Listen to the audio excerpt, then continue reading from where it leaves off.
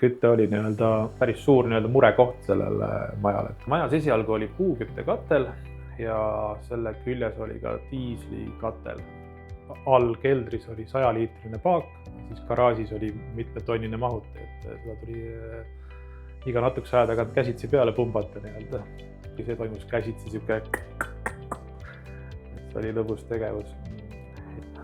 Siia Nõmmele sai kolitud 4 aastat tagasi.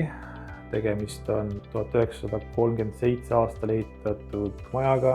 Siin on erinevaid juurdeehitusi erinevatest aegadest. Vundament on ka paekivi peale tehtud. Siin on kõike 3 korrust, 310 ruutu köötavat pinda. Kõige hullem oligi see, et aru saada, et kust kohast seda asja arutama. Et kui võtad katla ära, siis vaatad, et seal olid sellised suured asbestist vanad katlatorud, et sinna külge ei pane mingit tänapäevast süsteemi.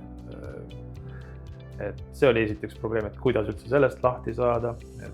Ja samas ei tahtnud tervet maja pulkadeks võtta.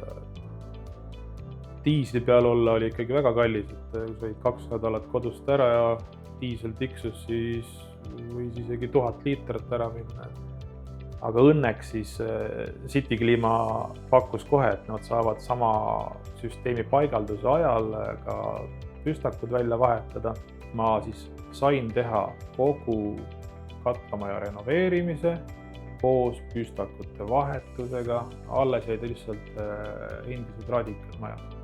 Uus süsteem on siis termia õhkvesi ja selle küljes on 500-liitrine akumulatsioonipaak ja 300-liitrine tarbeveepaak.